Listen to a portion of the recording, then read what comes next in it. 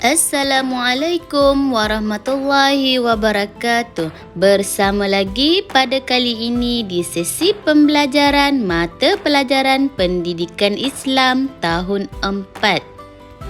Tajuk pembelajaran pada kali ini ialah dari bidang ibadah unit 2 iaitu menyambut seruan ilahi. Sebelum kita teruskan, mari sama-sama kita baca doa sebelum belajar agar ilmu yang kita perolehi ini mendapat manfaat dan keberkatan dari Allah Subhanahu wa taala. Kita lihat dahulu objektif pembelajaran yang pertama ialah mengetahui pengertian azan dan iqamah serta lafaznya.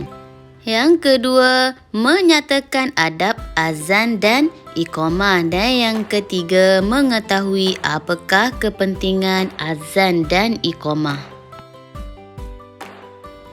Baiklah, seterusnya kita akan lihat pengertian bagi azan, pengertian bagi iqamah.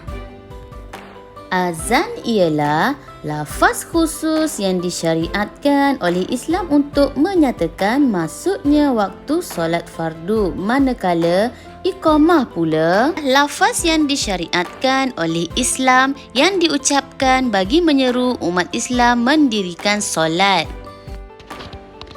Mari kita dengar lafaz azan berikut. Allahu Akbar, Allahu Akbar, Allahu Akbar, Allahu Akbar. Asyhadu an la ilaha illallah, Asyhadu an la ilaha illallah, Asyhadu anna Muhammadar Rasulullah, Asyhadu anna Muhammadar Rasulullah. Hayya 'alas shalah, Hayya 'alas shalah, Hayya 'alal falah, Hayya 'alal falah. As-salatu khairum minan naum, As-salatu khairum minan naum. Allahu Akbar, Allahu Akbar, la ilaha illallah. Seterusnya pula, mari kita dengar lafaz iqamah. Allahu Akbar, Allahu Akbar.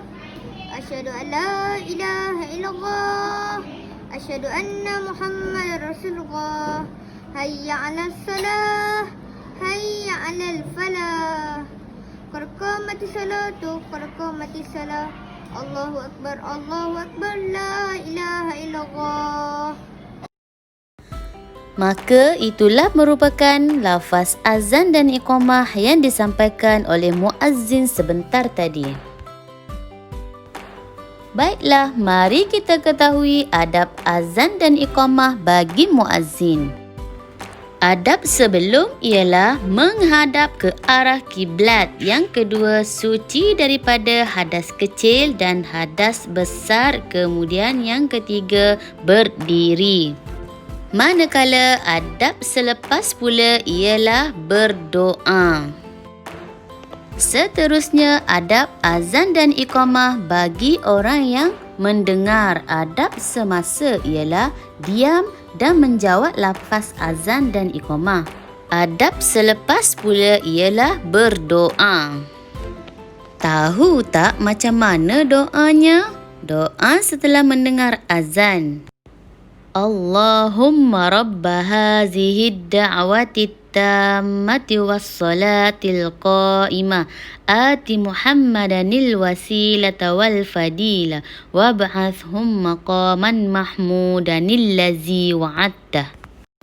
Manakala adab azan bagi muazzin pula ialah pertama, semasa melaungkan azan, muazzin hendaklah memalingkan muka ke arah kanan pada lafaz hayya 'alas shalah dan ke kiri pada lafaz hayya 'alal falah. Yang kedua, menyebut kalimah azan dengan tenang. Yang ketiga, menyebut lafaz at-taswib iaitu as-salatu khairum minan naum sebanyak 2 kali semasa azan subuh. Dan yang keempat ialah at-tarji' iaitu menyebut kalimah asyhadu an la ilaha illallah dan asyhadu anna Muhammadan Rasulullah secara perlahan sebelum melaungkan azan. Manakala adab selepas melaungkan azan pula ialah berselawat ke atas Nabi.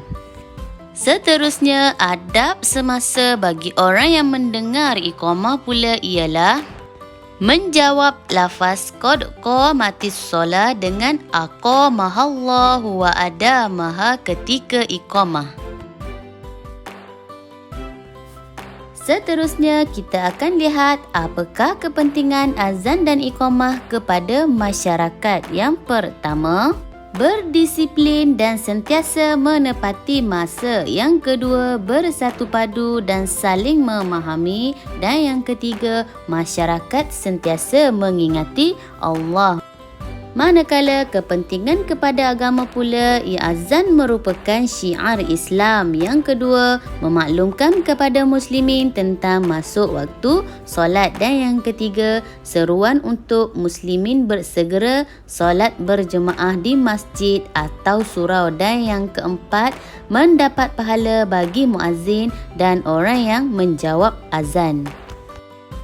Azan dan iqamat merupakan lafaz mulia yang menyeru umat Islam menunaikan solat. Azan dan iqamah merupakan syiar kewujudan Islam di sesuatu tempat.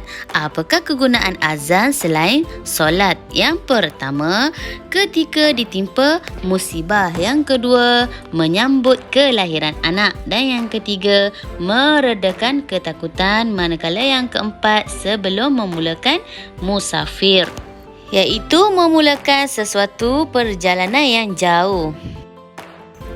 Sekian, sampai di sini sahaja pembelajaran pada kali ini. Semoga kita akan berjumpa lagi di sesi yang akan datang. Sekian dari Ustazah. Assalamualaikum.